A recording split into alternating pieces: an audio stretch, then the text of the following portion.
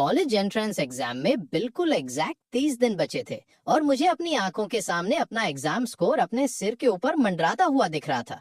लेकिन इसमें एक अजीब सा कैच था। अगर मैं कोई प्रैक्टिस पेपर सॉल्व करता तो मेरा स्कोर तुरंत 10 पॉइंट्स नीचे गिर जाता, और वहीं जैसे ही मैं क्लास स्किप करता और मस्ती मजाक करता तो मेरा स्कोर अचानक से पता नहीं कैसे 10 पॉइंट्स ऊपर चला जाता। अपनी पिछली लाइफ में मैं इस ट्रैप में पूरी तरह फंस गया था और मैंने पूरा एक महीना सिर्फ मस्ती करने में निकाल दिया ताकि मेरे सिर के ऊपर जो फ्लोटिंग स्कोर था वो बढ़ते बढ़ते एकदम 710 तक पहुंच जाए। लेकिन जिस दिन रिजल्ट्स आउट हुए, एक्चुअल में मुझे सिर्फ एकदम गंदे 40 मार्क्स मिले और वो शानदार 710 स्कोर पता नहीं कैसे मेरे छोटे भाई के रिपोर्ट कार्ड पर दिख रहा था। मेरे पेरेंट्स गुस्से से बिल्कुल पागल हो गए और उन्होंने मुझे एक इलेक्ट्रॉनिक्स फैक्ट्री में फेंक दिया ताकि मैं खुद अपना देखूं। और उसी रात मुझे एक अंधेरी गली में गुंडों के एक ग्रुप ने घेर लिया और मार मार के जान से मार डाला। जब मेरी जान उस कीचड़ में धीरे धीरे निकल रही थी, तब मुझे अपने भाई शेन जिंगजो की वो मजाक उड़ाने वाली आवाज सुनाई दी, जो ताना मारते हुए कह रहा था, तो क्या हुआ अगर तुम हमेशा से बचपन से मुझसे आगे रहे हो, तुम फिर भी अपने सिर के ऊपर वाले स्कोर से पूरी तरह उल्लू बन गए।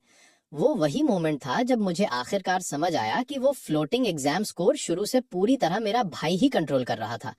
इसलिए जब मैंने अपनी आंखें दोबारा खोली तो मैं ये देखकर हैरान रह गया कि मेरा रीबर्थ कॉलेज एंट्रेंस एग्जाम से ठीक एक महीने पहले हो चुका था और मेरे सिर के ऊपर एक ब्राइट रेड कलर का 600 स्कोर मंडरा रहा था। भाई चलो आज रात साथ में कुछ प्रैक्टिस पेपर सॉल्व करते हैं, शेन जिंगजो ने ऑफर किया।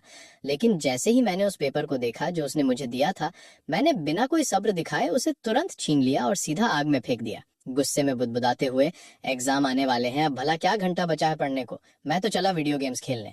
मेरे सिर के ऊपर का स्कोर तुरंत बढ़ गया और शेन जिंगजो ने अफसोस जताने का एक झूठा नाटक किया। लेकिन जैसे ही वो पीछे मुड़ा, वो अपने चेहरे पर आने वाली उस कमीनी मुस्कान को रोक नहीं पाया। उसे क्या पता कि ये महान खेल तो अभी बस शुरू ही हुआ है। जैसे ही मैं अपने कमरे में वापस जाने वाला था, मेरे भाई ने बिना रुके मुझे फिर से पकड़ लिया और मुझे ट्यूटरिंग के लिए एक टीचर के पास घसीटने की कोशिश करने लगा, ये बोलते हुए कि टीचर अभी भी वेट कर रहे हैं। मैंने जोर से अपना हाथ झटका और गुस्से में बोला, इस आखिरी टाइम पर रट्टा मारने का क्या फायदा? अगर तुम्हें जाना है तो तुम खुद जाओ और मेरे गेम में रैंक बढ़ाने के बीच में रुकावट मत बनो। उसने बिल्कुल वही पिछली लाइफ वाली लाइन दोबारा बोली और मुझे वार्न किया कि सिर्फ इसलिए लापरवाह मत हो जाओ क्योंकि तुम्हारा फाउंडेशन अच्छा है। वो क्लियर देखना चाहता था कि मैं अभी भी उस फ्लोटिंग स्कोर सिस्टम पर भरोसा करता हूँ या नहीं। उससे आंखें मिलाते हुए मैंने एक मजाक उड़ाने वाली हंसी हंसी और पूरे कॉन्फिडेंस के साथ बोला, तुम चिंता मत करो, बिना पढ़े भी मेरे मार्क्स तुमसे ज्यादा ही आएंगे। जब वो वहां से जाने लगा और अपनी हंसी को रोकने की पूरी कोशिश कर रहा था, तब मैंने उसे देखते हुए अपनी आंखें छोटी कर ली। मेरे प्यारे भाई, इस बार लापरवाह होने की बारी तुम्हारी है। अपने बेडरूम में वापस आकर मैंने देखा कि मेरा फ्लोटिंग स्कोर पहले से ही बढ़कर 620 हो चुका था, इसलिए मैंने जल्दी से दरवाजा लॉक कर दिया। लेकिन और जैसे ही मैंने अगले ही सेकंड एक टेक्स्ट बुक खोली, मेरा स्कोर बहुत तेजी से नीचे गिरने लगा। जब तक मैंने आखिरी इंपॉर्टेंट कॉन्सेप्ट का रिवीजन खत्म किया, तब तक स्कोर सीधा नीचे गिरकर 580 पर आ चुका था, जिसे देखकर मैंने तुरंत वो छुपा हुआ वीचैट मॉनिटर ओपन किया जो मैंने काफी पहले से शेन जिंगजो के कमरे में लगा रखा था। स्क्रीन पर वो बेचैन होकर घूम रहा था और बुदबुदाने लगा, शेन यानशी का स्कोर नीचे क्यों गिर रहा है? उस जानवर ने तो बोला था कि वो नहीं पढ़ेगा, लेकिन वो पक्का मेरे पीठ पीछे छुपकर बहुत कड़ी मेहनत कर रहा है। वो स्कोर्स को एब्जॉर्ब क्यों नहीं कर रहा? तभी अचानक एक ठंडी मैकेनिकल आवाज ने उसे जवाब दिया और उसे पैनिक ना करने को कहा और समझाया कि जैसे ही मेरा स्कोर 500 के नीचे जाएगा, सिस्टम इसे एक वायोलेशन मान लेगा और तुरंत मेरी बॉडी को एक्सप्लोड कर देगा। मतलब अगर मैं पढ़ना चाहता था तो मैं खुद मौत को बुलावा दे रहा था। एक कपकपी मेरी रीढ़ की हड्डी से होते हुए निकल गई, जिसने तुरंत मेरी शर्ट को ठंडे पसीने से भिगो दिया। लेकिन शेन जिंगजो बस कमीनी तरह हंसा और ताना मारते हुए बोला कि मेरे जैसा कचरा अपने माइंडसेट के साथ खेलने के लिए इसी के लायक था। अपने लगातार गिरते हुए स्कोर को घूरते हुए मैंने अपनी भौहें सिकोड़ी और मुझे समझ आ गया कि जब पढ़ना सच में मौत का रास्ता था, तो मुझे सिस्टम को उल्लू बनाने का कोई अलग तरीका ढूंढना होगा। अगले एक घंटे में मैंने अलग अलग तरह के बहुत सारे पोस्टर्स ट्राई किए, लेकिन जब तक मेरा दिमाग एक्टिव होकर सोच रहा था, स्कोर बहुत तेजी से नीचे गिरता जा रहा था। और जैसे ही ये 500 की रेड लाइन के पास पहुंचा, नंबर्स वार्निंग देने के लिए बहुत तेजी से फ्लैश करने लगे। मेरा दिल बहुत तेजी से धड़कने लगा और मैंने तुरंत बुक नीचे फेंकी, घर से बाहर भागा और पूरी रात के लिए एक बार में प्राइवेट रूम बुक कर लिया और डांस फ्लोर पर तब तक जोर जोर से झूमता रहा जब तक मैंने स्कोर को आखिरकार वापस 630 पर आते नहीं देख लिया, जिसने मुझे लालच के साथ सोफा पर गिरने का मौका दिया। मॉनिटर के जरिए मैंने देखा कि शेन जिंग झोग ने एक बहुत बड़ी चैन की सांस ली। उसके चेहरे पर पूरी नफरत थी और वो बुदबुदाया। मुझे पता था शेन यानशी एक गधा है। अपना स्कोर बढ़ते देखकर वो पक्का खुशी से पागल हो गया होगा। उसे जाने दो, मस्ती करने दो। वो सोच रहा है कि वो 630 उसका होगा, लेकिन आखिर में ये सब मेरा बन जाएगा। उसकी इस लालच भरे बदसूरत एक्सप्रेशन को देखते हुए मैंने ठंडी मुस्कान दी और मॉनिटर को बंद कर दिया और खुद से धीरे से बोला, गधा, मैंने पहले ही सिस्टम का बग ढूंढ लिया है। मैंने चौक का एक टुकड़ा एक तरफ फेंक दिया और बार के प्राइवेट रूम के सोफा पर पीछे लेट गया और ऊपर उन दीवारों और सीलिंग को घूरने लगा जिसे मैंने पूरी तरह से कॉम्प्लेक्स मैथमेटिकल फॉर्मूला से भर दिया था। मैं एक्चुअल में पूरी रात यही तो कर रहा था। क्योंकि सिस्टम ने जज किया कि मैं फिजिकली एक एंटरटेनमेंट वेन्यू में था, इसलिए मेरा स्कोर बिल्कुल भी नहीं गिरा। और तभी एक वेटर ने दरवाजा खटखटाया मुझे बिल पे करने के लिए बोलने को। मैंने तुरंत शेन जिंगजू का नंबर डायल किया और घबराने का नाटक करते हुए बोला, भाई मैं बार में फंसा हूँ, जल्दी से कुछ पैसे ट्रांसफर करो, इमरजेंसी है। शेन जिंगजू ने झूठी हैरानी दिखाते हुए पूछा कि मैं ऐसी जगह पर क्यों जाऊंगा। वो ऊपर से चिंता दिखा रहा था लेकिन अंदर ही अंदर खुश हो रहा था।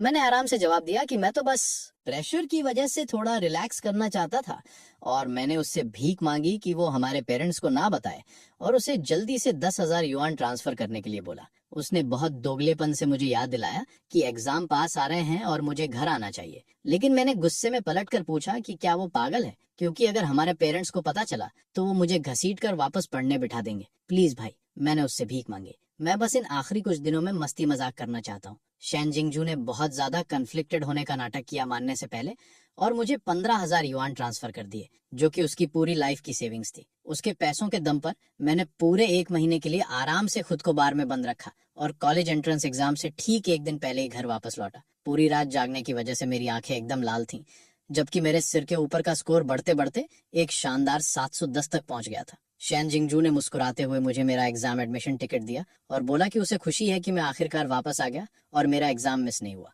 लेकिन तभी मेरी माँ की आवाज ने मेरी ईयर ड्रम्स फट गए जब उन्होंने घटिया सी चीख के साथ मुझे बास्टर्ड बोला और चिल्लाकर पूछा कि जब एग्जाम सर पर हैं तभी वापस आने की क्या जरूरत थी, हमेशा के लिए दूर ही क्यों नहीं मर गए। हालांकि मुझे अच्छे से पता था कि वो मेरे भाई को ज्यादा प्यार करते हैं और उसकी साइड लेते हैं, फिर भी मेरे दिल पर जैसे किसी ने बुरी तरह खंजर घोंप दिया हो। और जैसे तैसे मैंने अपने चेहरे पर एक कड़वी सी स्माइल लाने की कोशिश की, तभी पापा का एक भारी थप्पड़ सीधे मेरे मुंह पर आकर लगा। बेशरम कहीं के, तेरी इतनी हिम्मत कि तू अभी भी मुस्कुरा रहा है। अगर दादी ने जिद नहीं की होती तो तू इस एग्जाम में बैठने के लायक भी नहीं है, वो गरजे। मैंने अपने सर को बचाया और चिल्लाया, पर उन्होंने बेरहमी से मेरा कान पकड़ लिया। उस भयानक दर्द की वजह से मैंने खुद को बचाने की कोशिश की, पर उन्होंने जोर से मेरे घुटने पर लात मार दी, जिसकी वजह से मैं जमीन पर घुटनों के बल गिर गया। पापा का रोकने का बिल्कुल कोई इरादा नहीं दिख रहा था। उनके लात और घूंसे मुझ पर बरस रहे लॉस की तरह लग रहे थे, जबकि मैं चिल्ला चिल्ला कर पूछ रहा था कि क्या वो मुझे एग्जाम से ठीक 1 दिन पहले जान से मारना चाहते हैं। उन्होंने बदले में मुझ पर थूकते हुए कहा कि जब वो मैंने 1 महीने तक किसी बार में आवारागर्दी की है तो मुझे वैसे भी एग्जाम देने की कोई जरूरत नहीं है, और मुझ पर ये इल्जाम लगाया कि मैं शायद कोई गंदी बीमारी लेकर आया हूँ। फिर उन्होंने मुझे लात मारकर सीधे मेरे कमरे में फेंक दिया और साफ कह दिया कि वो मुझे कहीं नहीं जाने देंगे। ये तो तब हुआ जब मैंने जिक्र किया कि दादी ने कहा था कि मेरा इस एग्जाम में बैठना बहुत जरूरी है, नहीं तो इसका अंजाम बहुत बुरा होगा। तब जाकर उन्होंने मुझे पीटना बंद किया। गुस्से में बड़बड़ाते हुए उन्होंने कहा कि अगर मैं गया भी तो वहां जाकर सबके सामने सिर्फ थूक पट्टी करवाऊंगा और खानदान की नाक कटवाऊंगा। अपने फटते हुए और दर्द से तड़पते कान को पकड़े हुए मुझे शेन जिंग जो के साथ एग्जाम सेंटर भेज दिया गया। और 2 दिन के एग्जाम्स खत्म होने के बाद शेन जिंग जो चमकते हुए और खुशी से लाल चेहरे के साथ दौड़कर हमारे मम्मी पापा के पास गया और शीखी बघारते हुए बोला कि उसका एग्जाम बहुत ही ज्यादा बढ़िया गया है, और पूछा कि क्या हम स्कोर्स आने के दिन ही एक शानदार सेलिब्रेशन पार्टी रख सकते हैं। हमारे मम्मी पापा की आंखों से तो जैसे दुलार और बेराह प्यार बह रहा था। उन्होंने हाँ कह दिया और बोले कि जब उसे इतना ज्यादा भरोसा है तो वो सबको इनवाइट करेंगे, दादी को भी, ताकि वो देख सकें कि शेन फैमिली की असली उम्मीद कौन है। शेन जिंगजो ने बहुत जोश से अपना सर हिलाया और वादा किया कि भले ही दादी उसे पसंद नहीं करती हैं, पर इस बार वो उन्हें एक बहुत बड़ा सरप्राइज जरूर देगा। ठीक उसी पल मेरे सर के ऊपर मंडरा रहा वो नकली 710 स्कोर पूरी तरह से गायब हो गया। और शेन जिंगजो की उस बेहद कॉन्फिडेंट पीठ को देखते हुए मैंने नफरत भरी स्माइल के साथ अपने होंठ सिकोड़े और अंदर ही अंदर पूछा, भाई क्या तुम अपना मिस्ट्री बॉक्स खोलने के लिए तैयार हो? जिस रात एग्जाम्स खत्म हुए, मेरे मम्मी पापा शेन जिंगजो को लेकर ग्रेजुएशन ट्रिप पर चले गए और मुझे घर पर पूरी तरह से भूल गए, जिसकी वजह से सच में मैंने राहत की सांस ली। और फिर मैंने एक ऐसा नंबर डायल किया जो मुझे मुंह जुबानी याद था। अंकल, मैंने फोन पर कहा, मैंने उस बेहद मुश्किल प्रॉब्लम को सॉल्व कर दिया है जो आपने मुझे पिछली बार दी थी। दूसरी तरफ से आने वाली आवाज खुशी और एक्साइटमेंट से कांप उठी और उन्होंने मुझसे कहा कि मैंने उन पर एक बहुत बड़ा एहसान किया है, रिसर्च इंस्टीट्यूट के लिए। और उसी रात मुझे चुपचाप उस फैसिलिटी के अंदर ले जाया गया। अगले पूरे 1 महीने तक मैंने बिना खाए पिए और सोए दिन रात थक कर मेहनत की और उन अंकल के साथ मिलकर बड़े बड़े एडवांस्ड फॉर्मूलाज निकालता रहा, जो असल में मैथमेटिक्स फील्ड के एक बहुत बड़े लीडिंग एक्सपर्ट थे, तब तक जब तक कि प्रिलिमिनरी स्कोर्स आने का दिन नहीं आ गया। फिर उन्होंने एक शानदार लग्जरी कार का इंतजाम किया ताकि मुझे सीधे फैमिली की सेलिब्रेशन पार्टी में भेजा जा सके। बैंक्वेट हॉल के बड़े बड़े दरवाजे खोलकर जब मैं अंदर गया तो मैंने अपने मम्मी पापा और शेन जिंगझाओ को देखा, जो अभी अभी अपनी ट्रिप से वापस लौटे थे और चाटुकार गेस्ट उन्हें ऐसे घेरे हुए थे जैसे चांद के चारों तरफ सितारे होते हैं। ये लोग यहाँ सिर्फ ग्रेड सेलिब्रेट करने नहीं आए थे, बल्कि वो दादी के उस पक्के और लोहे जैसे वादे की वजह से आए थे। शेन जिंगझाओ और मेरे बीच में से जो कोई भी बेहतर यूनिवर्सिटी में एडमिशन लेगा, दादी के नाम के सारे शेयर्स उसी को मिलेंगे। दादी शेन फैमिली की पूरी तरह से एकमात्र और सबसे बड़ी मालिक थी, जिसने इस इवेंट को असल में नए सीईओ का एक तरह से सिलेक्शन सेरेमनी बना दिया था। एक गहरी सांस लेकर मैं सीधे दादी की तरफ चला गया, जिन्होंने प्यार से मेरा हाथ पकड़ा और पूछा कि क्या मुझे पूरा भरोसा है, जिस पर मैंने मजबूती से अपना सर हिलाया और वादा किया कि मैं उन्हें कभी निराश नहीं करूंगा। इस बड़े और ठंडे घर में सिर्फ दादी ही थीं जो मेरे साथ सच में सच्चा प्यार करती थीं। मेरी पिछली जिंदगी में जब मुझे झूठे इल्जाम में फंसाया गया और मैं एग्जाम में फेल हो गया, तो वो पूरी तरह से टूट गई थीं और मेरे घर से निकाले जाने के ठीक 3 दिन बाद उन्हें अचानक हार्ट अटैक आया और उनकी मौत हो गई। इस बार मैं किसी भी कीमत पर उस दुखदाई हादसे को दोहराने नहीं दूंगा। शेन जिंगझो तुरंत आगे बढ़ा और बड़े नाटकीय अंदाज में पूछा कि मैं दादी से झूठ क्यों बोल रहा हूँ, और सबके सामने जोर से मुझ पर इल्जाम लगाया कि मैं एग्जाम से पहले 1 महीने तक बार में आवारागर्दी कर रहा था, और पूछा कि मैं कैसे अच्छा परफॉर्म कर सकता हूँ। क्या दादी के भरोसे को तोड़ते हुए मेरे जमीर में थोड़ा भी दर्द नहीं हुआ? उसने जीतने वाले अंदाज में बार में मेरी खींची हुई फोटोज निकाली और सबको दिखाने लगा, जिसे देखकर मेरे पापा ने गुस्से में मुझे पूरी नफरत भरी नजर से देखा और गुर्राते हुए कहा कि अगर वो मेरी जगह होते तो इस दरवाजे के अंदर आने की उनकी हिम्मत भी नहीं होती। उन्होंने जोर से ऐलान किया कि जिंगजो ने अपना स्कोर 700 के आसपास अंदाजा लगाया है, जबकि मैं शायद इसका आधा भी स्कोर नहीं कर पाऊंगा, और साफ कह दिया कि आज के बाद से शेन फैमिली पूरी तरह मेरे भाई की हो जाएगी और मुझे जिंदा रहने के लिए अपनी पूंछ हिलाकर उससे टुकड़ों की भीख मांगनी पड़ेगी। वो गेस्ट्स जो हमेशा बहती गंगा में हाथ धोते हैं, उन्होंने भी मेरा मजाक उड़ाना शुरू कर दिया और मुझे एक बेकार निठल्ला बोलने लगे जो नखरे दिखाने की हिम्मत कर रहा था, और दावा करने लगे कि उन्होंने मुझे बार में बेहिसाब मस्ती करते हुए देखा था और मेरा एग्जाम तो पक्का बर्बाद हो गया है। वो उस दूसरे छोटे मालिक पर अपना प्यार लुटाने लगे जिसने 700 का अंदाजा लगाया था और उसे पूरे स्टेट का टॉप स्कॉलर बनने वाला खून बताने लगे, और मेरे पापा को बधाई देने लगे कि उन्हें इतना काबिल सक्सेसर मिला है, जबकि बेरहमी से मुझसे पूछने लगे कि क्या मैंने दारू पी पी कर अपना दिमाग कचरा कर दिया है, और मजाक उड़ाने लगे कि अगर क्लब्स में जाने से कोई टॉप स्कॉलर बन सकता तो स्कूल्स की तो कोई जरूरत ही नहीं होती। जैसे ही वो ताने मारने वाली हंसी समाप्त, पूरे बड़े हॉल में गूंज रही थी। हर कोई बेहद उत्साह के साथ बस मेरा तमाशा देखने का इंतजाम कर रहा था, और मेरे पापा ने ठंडी आह भरते हुए हुंकार भरी और एक लिमिटेड एडिशन सुपर कार की चाबियां जोर से टेबल पर पटक दी। अगर तुम्हारा स्कोर जिंगजू से ज्यादा आया तो ये कार तुम्हारी है, उन्होंने चैलेंज किया। मैंने आराम से उन चाबियों की तरफ देखा। मेरी आंखें पूरी तरह से नफरत और तुच्छ भाव से भरी थीं, और ताना मारते हुए कहा कि ये तो बस एक टूटी फूटी कार की चाबी है, और मुझे लगा था कि सीईओ शेन के अंदर इससे ज्यादा दम होगा। जब आपको शेन जिंगजू पर इतना ज्यादा भरोसा है तो क्या आप अपने नाम की सारी रियल एस्टेट प्रॉपर्टी पर दांव लगाने की हिम्मत करते हैं? मैंने चैलेंज किया, जिसने मेरे मम्मी पापा के होश उड़ा दिए। उन्होंने साफ तौर पर कभी उम्मीद नहीं की थी कि मैं इस तरह उनके झूठे दिखावे की पोल खोलने की हिम्मत करूंगा।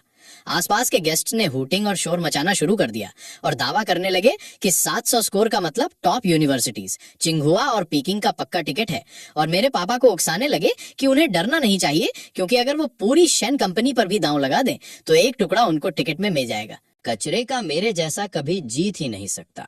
मैंने अपनी एक भौं उठाई और उकसाने वाले अंदाज में स्माइल करते हुए कहा कि ऐसा लगता है कि सीईओ शेन को असल में अपने इस बड़े फख्र वाले सबसे छोटे बेटे पर उतना भी भरोसा नहीं है। तो जैसा बागी और बदतमीज लड़का, तू किसे उकसाने की कोशिश कर रहा है? मेरे पापा चिल्लाए और दावा किया कि वो मुझसे बिल्कुल नहीं डरते, क्योंकि मैं इस जन्म में तो कभी जिंग झू से आगे नहीं निकल सकता।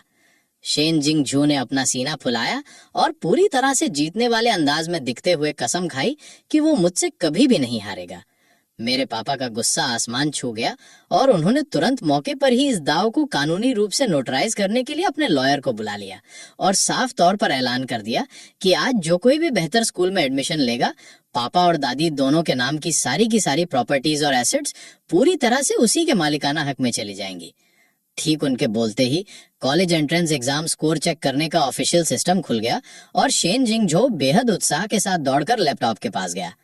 क्योंकि सब लोग इंतजार कर रहे हैं, तो मैं पहले अपने बड़े भाई के लिए एक स्टैंडर्ड सेट कर देता हूँ, उसने अनाउंसमेंट की।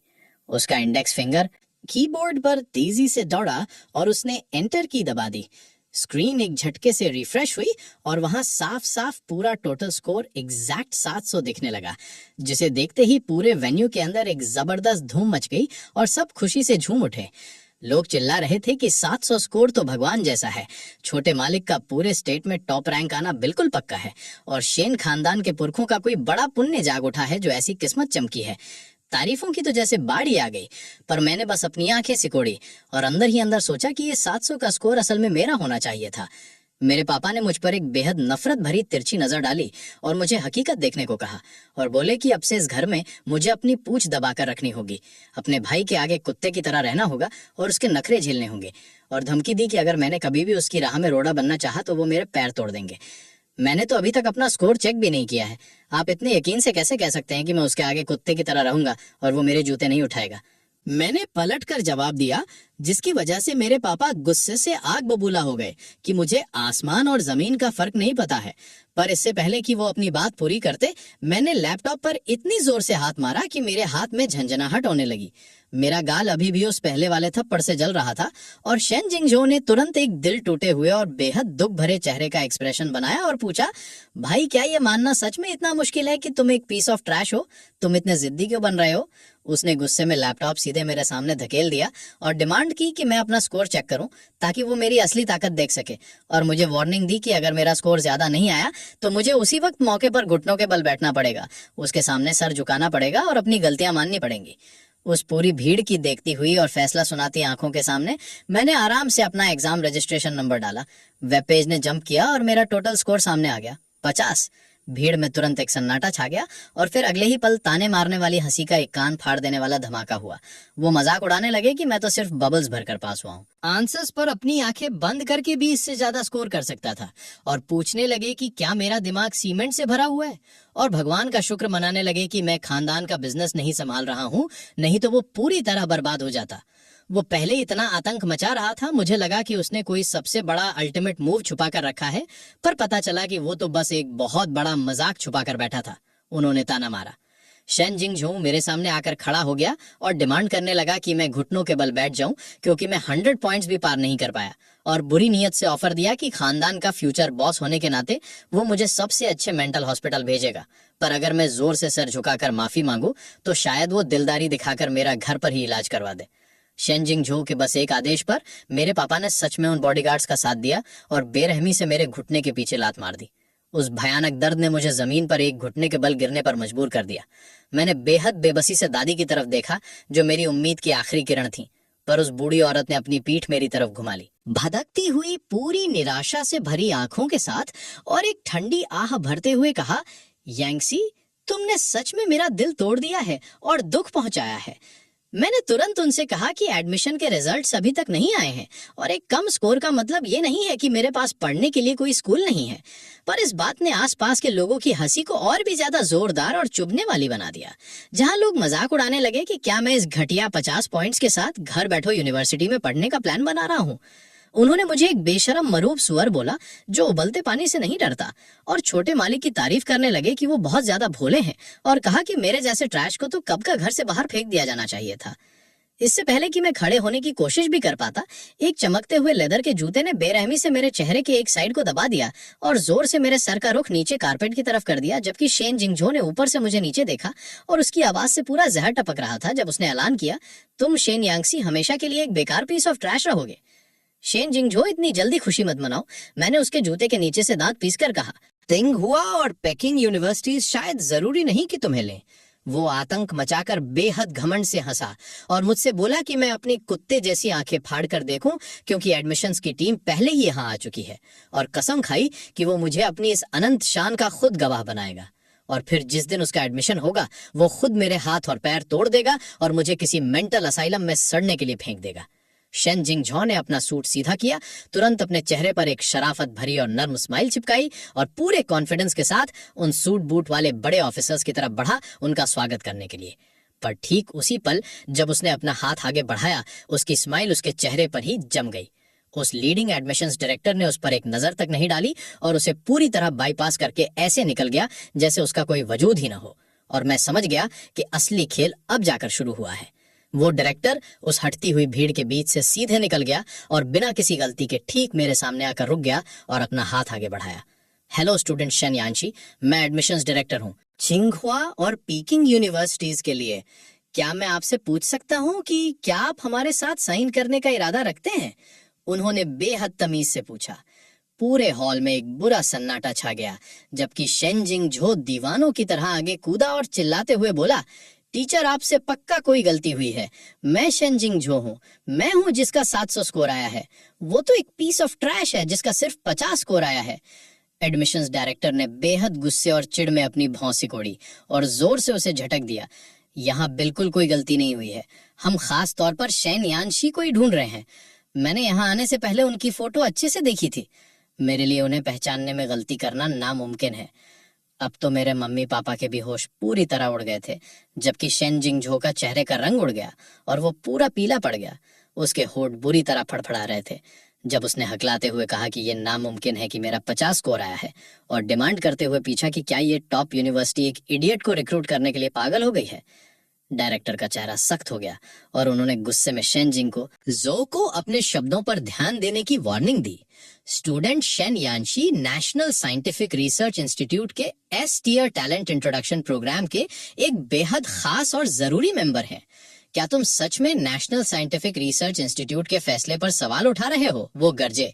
उन्होंने ऐलान किया कि इस बात से बिल्कुल कोई फर्क नहीं पड़ता कि मेरा एंट्रेंस एग्जाम में क्या स्कोर आया है, चाहे मेरा बिल्कुल 0 ही क्यों ना आया हो। जब तक मेरा वजूद है, सिंघुआ और पेकिंग यूनिवर्सिटीज के दरवाजे मेरे लिए हमेशा खुले रहेंगे, क्योंकि ये एक बेहद खास और सारे नियम तोड़ने वाला स्पेशल एडमिशन है। उनकी बातों ने भीड़ के अंदर एक बहुत बड़ी हलचल मचा दी और लोग हैरानी में उस legendary S tier talent program के बारे में कानाफूसी करने लगे। और उन्हें अचानक एहसास हुआ कि मैं अपनी ताकत छुपा नहीं रहा था, बल्कि मैंने अपनी सारी की सारी बेमिसाल एनर्जी हाई लेवल रिसर्च में झोंक दी थी। जिस तरह सब लोग मुझे देख रहे थे, वो पूरी तरह नफरत से बदलकर एक झटके में हैरानी और डर में बदल गया। जबकि दादी उनके हाथ खुशी के मारे बुरी तरह से कांप रहे थे, उन्होंने बॉडीगार्ड्स को पीछे धकेला और मेरे हाथ पकड़ लिए और पूछा कि क्या जो उन्होंने कहा वो सच है। हाँ दादी, मैंने प्यार से जवाब दिया और समझाया कि पिछले 1 साल से मैं उनके पुराने दोस्त सुन के साथ मिलकर मुश्किल फॉर्मूलाज को तोड़ने पर काम कर रहा था और हमने बस अभी कुछ दिन पहले ही आखिरकार उसे सॉल्व कर दिया है। उन्होंने मेरी तारीफों के पुल बांध दिए और रोते हुए कहा कि उस मैथ जीनियस के साथ एक प्रोजेक्ट पर काम करने का मतलब है कि हमारी शेन फैमिली ने एक असली और बेमिसाल जीनियस पैदा किया है, जिससे पूरी तरह से भीड़ के तानों का रुख ही बदल गया जब गेस्ट्स दादी की चाटुकारी करने के लिए दौड़े और बड़े छोटे मालिक की तारीफ करने लगे कि वो शांत रहकर सीधे पूरी दुनिया को शॉक कर देते हैं। एडमिशंस डायरेक्टर आखिरकार हकीकत में वापस लौटे और उन्होंने अपना सर घुमाकर अपने पास खड़े पूरी तरह जम चुके और होश खोए हुए शेन जिंगझो को देखा। ओ, तो तुम वो शेन जिंगझो हो जिसका 700 स्कोर आया है? उन्होंने पूछा। इससे पहले कि शेन जिंगझो कुछ बोल भी पाता, डायरेक्टर की आंखें एक बढ़िया आइडिया आने से चमक उठी और उन्होंने सुझाव दिया कि जब हम भाई हैं तो हम दोनों को एक साथ साइन करना चाहिए ताकि हम एक दूसरे का ख्याल रख सकें। एक झटके में सबकी नजर फिर से शेन जिंगझो पर टिक गई और मीडिया रिपोर्टर्स के कैमरा की फ्लैशेस पागलों की तरह चमकने लगी। पर शेन जिंगझो ने ऐसे रिएक्ट किया जैसे किसी बिल्ली की पूंछ पर बेरहमी से पैर रख दिया गया हो। वो उछल पड़ा और पागलों की तरह चिल्लाने लगा, मैं किसी भी कीमत पर उसके साथ एक ही स्कूल में नहीं जाऊंगा। वो चीखा। ऐसा हो ही नहीं सकता कि एक पीस ऑफ ट्रैश जिसका स्कोर 50 आया है वो एक नेशनल रिसर्च प्रॉब्लम सॉल्व कर सके। यहाँ पक्का कुछ ना कुछ झोल चल रहा है। अगर आप जैसा एक टॉप टियर इंस्टीट्यूशन इस तरह के इंसान को एक्सेप्ट करता है तो मुझे आपकी यूनिवर्सिटी की असली वैल्यू पर बहुत बड़ा शक है। एडमिशंस डायरेक्टर का चेहरा पूरी तरह गुस्से से तमतमाकर लाल हो गया, पर जैसे ही वो यूनिवर्सिटी की इज्जत के लिए बोलने के लिए तैयार हुए, आसपास की भीड़ से शक की बड़बड़ाहट और ज्यादा जोर से बढ़ने लगी। लोग कानाफूसी करने लगे कि ये सच में अजीब है। कैसे कोई इंसान जो टॉप टियर मैथमेटिकल रिसर्च करने के काबिल हो, वो एक मैथ हैवी एग्जाम में डबल डिजिट्स में स्कोर करेगा। ये स्कोर सच में बहुत ज्यादा अजीब था, जिसकी वजह से वो अंदाजा लगाने लगे कि क्या यहाँ कोई काला अंदरूनी झोल चल रहा है, और सुझाव देने लगे कि या तो रिसर्च के रिजल्ट्स खरीदे गए हैं या फिर कॉलेज एंट्रेंस एग्जाम के स्कोर्स में कोई बहुत बड़ा घोटाला हुआ है। क्योंकि मेरा भाई और बाकी सब लोग इतने ज्यादा क्यूरियस थे तो मैं जोर से बोला और मेरी आवाज ने उस पूरे शोर को चीर दिया। असल में मुझे भी लगता है कि मेरे एग्जाम स्कोर में थोड़ी प्रॉब्लम है। क्यों ना हम ऑफिशियली ओरिजिनल एग्जाम पेपर्स को निकलवाने और चेक करने के लिए अप्लाई करें? नहीं, बिल्कुल नहीं, शेन जिंगझो चिल्लाया और उसकी आवाज पूरी तरह डर के मारे फट गई। वो बड़बड़ाने लगा कि पेपर्स को रीचेक करना एक बहुत ही मुश्किल प्रोसेस है, और मुझ पर इल्जाम लगाने लगा कि मैं जानबूझकर टाइम खराब कर रहा हूँ, और दावा करने लगा कि सिर्फ गुनहगार लोग ही इतना आतंक मचाते हैं, और डिमांड की कि जब मैंने कोई शर्मनाक काम किया है तो मुझे ईमानदारी से कबूल कर लेना चाहिए, ना कि पब्लिक रिसोर्सेज को बर्बाद करना चाहिए। पर इससे पहले कि उसकी बातें खत्म हो, पूरी तरह से खत्म हो पाती, एक रिपोर्टर ने गुस्से में एक स्मार्टफोन की स्क्रीन सीधे उसके चेहरे के सामने डाल दी। Second young master Shen, internet पर इस वक्त पब्लिक ओपिनियन पूरी तरह से आपके खिलाफ बदल रहा है। नेटिजन्स पूछ रहे हैं कि जब आप ही वो थे जो अपने भाई के ग्रेड्स पर इतने जोर शोर से सवाल उठा रहे थे, तो जैसे ही उसने खुद आगे बढ़कर रीचेक की डिमांड की, आप अचानक पैनिक क्यों कर रहे हैं और उसे रोकने की कोशिश क्यों कर रहे हैं? ये तो वही बात हो गई कि मैं तो तुम्हारी जांच कर सकता हूँ पर तुम मेरी जांच नहीं कर सकते। शेन जिंगजो तुरंत अपनी बातों में फंस गया। उसकी आंखें डर के मारे इधर उधर घूमने लगीं और वो कमजोरी से हकलाने लगा कि वो तो बस मेरी थोड़ी इज्जत बचाने की कोशिश कर रहा था, और दावा करने लगा कि एक 50 पॉइंट का पेपर बाहर निकलवाना बहुत ज्यादा शर्मनाक होगा। एडमिशंस डायरेक्टर ने बेहद घास और गंभीरता के साथ मेरी तरफ देखा। स्टूडेंट शन्यानशी, क्या आप पूरी तरह से श्योर हैं कि आपको अपने एग्जाम पेपर्स निकलवाने के लिए अप्लाई करना है? इससे तुरंत सबसे बड़े लेवल का नेशनल वेरिफिकेशन प्रोसेस शुरू हो जाएगा। मैं हूँ पूरी तरह से श्योर, मैंने बिना किसी हिचकिचाहट के जवाब दिया। तुम जब तक ताबूत नहीं बेच लेते तब तक तुम्हारे आंसू नहीं निकलते। तुम खुद अपनी बेइज्जती करवा रहे हो। मेरे पापा चिल्लाए, पर दादी ने जोर से अपनी लाठी को जमीन पर पटका। अपना मुंह बंद रखो, उन्होंने आदेश दिया, और उनके इस शाही दबदबे ने एक झटके में मेरे पापा को डर के मारे पीछे हटने पर मजबूर कर दिया। बहुत ही तेजी से स्टेज पर लगी वो बड़ी स्क्रीन चालू हुई और मेरे original exam papers ultra high definition में वहां दिखाए गए, जिसे देखते ही पूरे वेन्यू के अंदर एकदम से हंगामा मच गया। ये बिल्कुल भी कोई खाली या एवं लिखा हुआ पेपर नहीं था। वहां घनी लिखी हुई हैंडराइटिंग बेहद साफ और दमदार थी, और step by step problem solve करने का प्रोसेस असल में ऑफिशियल आंसर की से भी ज्यादा डिटेल था। भीड़ में से कई पुराने वेटरन टीचर्स तेजी से पास आए और पूरी तरह हैरानी में उनकी भौहें सिकुड़ने लगी जब उन्हें एहसास हुआ कि हर एक बड़ा सवाल बिना किसी गलती के सॉल्व किया गया था, और मैंने तो नए तरीके अपनाए थे। 3 बिल्कुल अलग सॉल्यूशंस दिए थे उस बेहद मुश्किल आखिरी सवाल के लिए। इस पेपर को सिर्फ 50 पॉइंट्स देना नामुमकिन है, बिल्कुल नामुमकिन। उनकी सांस थम गई। बिना ऑफिशियली टोटल किए भी अकेला ये पेपर ही कम से कम एक परफेक्ट स्कोर के बेहद पास आने की गारंटी देता है। पब्लिक ओपिनियन एक झटके में धमाके की तरह हंगामे में बदल गया, और उनके साथ हाई टेक्निकल स्टाफ ने तुरंत इस फर्क की जांच करने के लिए कदम उठाए। एग्जैक्ट 5 मिनट बाद वो ना झुटलाया जाने वाला सच पूरी दुनिया के सामने आ गया। उन्हें गलती मिल गई थी, हमें ये मिल गया। सिस्टम के इनपुट फेज में एक बेहद खराब अजीब एरर कोड था। स्टूडेंट शेन यानशी का असली और वेरीफाइड स्कोर एग्जैक्ट 706 पॉइंट्स है, जिसमें मैथमेटिक्स और कॉम्प्रिहेंसिव साइंसेस दोनों में ही बिल्कुल परफेक्ट स्कोर्स हैं। टेक्नीशियन ने ऐलान किया। भीड़ के होश उड़ गए कि टॉप स्कॉलर को तो जैसे साजिश करके मार ही डाला था, और भगवान का शुक्र मनाने लगे कि रिसर्च इंस्टीट्यूट ने मुझे रिक्रूट किया था। नहीं तो ये सिर्फ मेरे लिए एक बहुत बड़ा नुकसान नहीं होता, बल्कि पूरे देश के लिए एक त्रासदी होती। जब भीड़ ने इस बहुत बड़े और झटका देने वाले मिसअंडरस्टैंडिंग पर सुकून की सांस ली, तो मेरा इस खेल को यहीं पर खत्म करने का बिल्कुल कोई इरादा नहीं था। सीधे मीडिया के कैमरास में देखते हुए मैंने अपने होठों पर एक बेहद ठंडी और सोच समझकर लगाई हुई स्माइल लाई।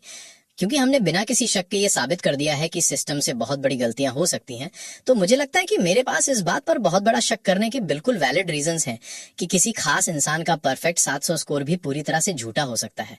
मेरे पापा ने बिना सब्र के अपना हाथ हिलाया और बेहद बेकरार होते हुए ऐसी बहस की कि जिंगजू के बचपन से ही हमेशा से बहुत अच्छे ग्रेड्स रहे हैं और मुझे अपनी किस्मत को ज्यादा ना आजमाने को कहा, क्योंकि चीजें पहले से ही बहुत ज्यादा खराब हो चुकी हैं। मैंने आराम से समझाया कि पूरे स्टेट के टॉप 50 स्टूडेंट्स के स्कोर्स को सिस्टम के द्वारा साफ तौर पर ऑटोमेटिकली छुपा दिया जाता है और वो तब तक पूरी तरह लॉक्ड रहते हैं जब तक सिंघुआ और पीकिंग की एडमिशन टीम्स उन्होंने डिक्रिप्ट करने के लिए पहुंच न जाया हो, क्योंकि शेन जिंगजो का स्कोर सबके मुताबिक एग्जैक्ट 700 आया था, जिसकी वजह से वो स्टेट का टॉप स्कोरर बनता है।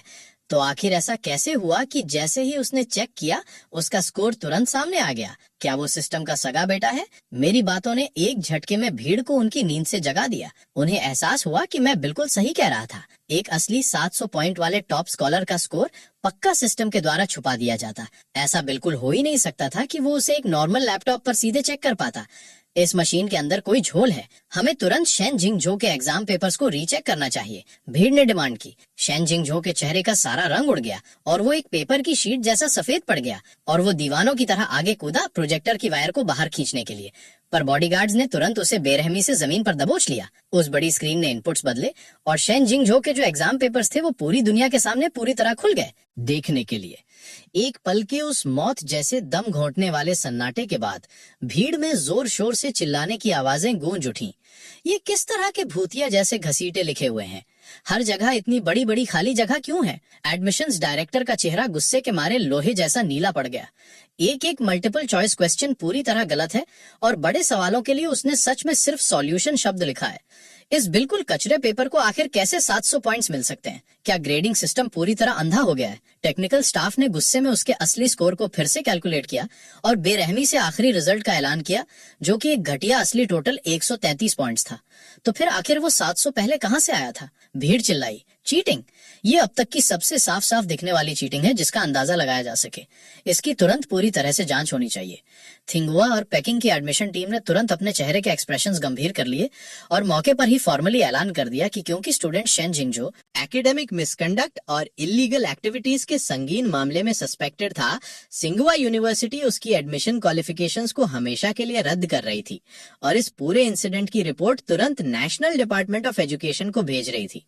शेन जिंगजो का दिमाग पूरी तरह से खराब हो गया और वो दीवानों की तरह रोते हुए मेरी तरफ तेजी से झपटा। तुम्हें मुझे बर्बाद करने की क्या जरूरत थी? वो बिलक बिलक कर रोया। भीड़ ने ताना मारते हुए जवाब दिया कि ये पक्का दिमाग से बीमार है और इस बात पर इशारा किया कि वही तो था जिसने सबसे पहले इतने आतंक के साथ पेपर्स चेक करने की डिमांड की थी। अब जब बूमरैंग वापस आकर तुम्हें ही लगा तो आखिरकार तुम्हें पता चला कि दर्द होता है। तुमने ये पूरी तरह से खुद अपने ऊपर बुलाया है। मेरी मम्मी ने हालांकि एक बिल्कुल पागल औरत की तरह रिएक्ट किया और बेरहमी से शेन जिंगजो को चुप कराने लगी, जबकि मेरे पापा ने अपना हाथ उठाया और मेरे चेहरे पर एक और थप्पड़ मारने की तैयारी करते हुए चिल्लाए, तुम बेहद जहरीले जानवर हो। क्या तुम तभी शांत बैठोगे जब तुम अपने सगे भाई को मौत के मुंह में धकेल दोगे? इस बार मैंने नहीं रोका, हत या डर से पीछे हटा, क्योंकि पुलिस ने पहले ही बेरहमी से उस बैंक्वेट हॉल के दरवाजों को धक्का देकर खोल दिया था।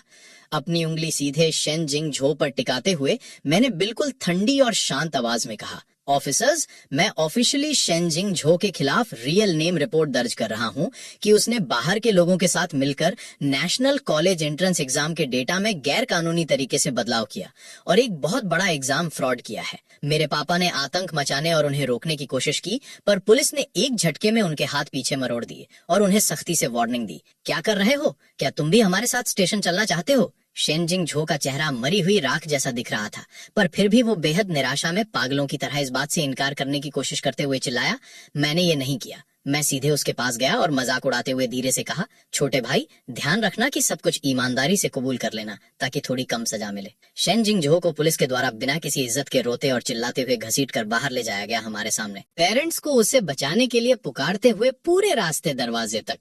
मेरे पेरेंट्स ने तुरंत वहां एक बहुत बड़ा तमाशा खड़ा करने की कोशिश की जिसने दादी को बेहद चढ़ा दिया और उन्होंने अपना हाथ हिलाया और ठंडे ढंग से रिक्वेस्ट की, कॉमरेड पुलिस, प्लीज इस कपल को भी यहाँ से ले जाइए ताकि इन्हें थोड़ी समझ सिखाई जा सके। ये लोग यहाँ बहुत बड़ा हंगामा खड़ा कर रहे हैं और हम इन्हें बिल्कुल कंट्रोल नहीं कर पा रहे हैं। ठीक उसी पल जब उनके चिल्लाने की आवाजें गायब हुई, मैंने फॉर्मली सिंघुआ और पीकिंग यूनिवर्सिटीज के द्वारा आगे बढ़ाए गए इस अच्छे मौके को एक्सेप्ट कर लिया। दादी पूरी तरह से खुशी से झूम उठी और उन्होंने तुरंत पूरी कंपनी और अपनी हर एक असेट का टोटल कंट्रोल सीधे मेरे हाथों में ट्रांसफर कर दिया। यहाँ तक कि उन्होंने अपने पर्सनली ट्रेंड एलीट सेक्रेटरी को भी मेरी सेवा में लगा दिया। सीईओ शेन, आपके जो भी ऑर्डर्स हों आप उन्हें सीधे मुझे सौंप सकते हैं, सेक्रेटरी ने प्रोफेशनली कहा। उन एसेट्स की तरफ देखते हुए जो मेरे पेरेंट्स टेक्निकली अभी भी पेपर पर होल्ड करते थे, मैंने ठंडक से इंस्ट्रक्शन दिया, तो फिर आइए इन सारी एसेट्स को ट्रांसफर करते हैं जो मैं राइटफुली वन किया था उस बेट में मेरे नाम पर। तुरंत सेक्रेटरी ने बिना कोई देरी किए मुझे official asset transfer agreement sign करने के लिए सौंप दिए। एकदम शानदार तरीके से अपना नाम साइन करने के बाद मैंने खिड़की से बाहर उस तरफ देखा जहां पुलिस की सायरन्स की आवाजें गायब हो चुकी थी और चीफ फाइनेंशियल ऑफिसर को अपना सबसे पहला एग्जीक्यूटिव ऑर्डर दिया। मेरे अच्छे पापा के नाम पर जितने भी सप्लीमेंट्री क्रेडिट कार्ड्स और सारे लिक्विड फंड्स हैं, उन्हें तुरंत फ्रीज कर दो। आज के बाद से उन्हें इस कंपनी से एक सिंगल पेनी भी मत लेने देना। अगले एक हफ्ते के दौरान शेन फैमिली का पूरा हायरार्की पूरी तरह से ऊपर से नीचे उलट पुलट गया। वो बिना रीढ़ की हड्डी वाले दो मुहे गेस्ट जिन्होंने बैंक्वेट में मेरा बेरहमी से मजाक उड़ाया था, अब कंपनी की बिल्डिंग के बाहर लाइन लगाकर खड़े थे और सच में अपने चेहरे पर खुद थप्पड़ मार मार कर मुझसे माफी मांग रहे थे।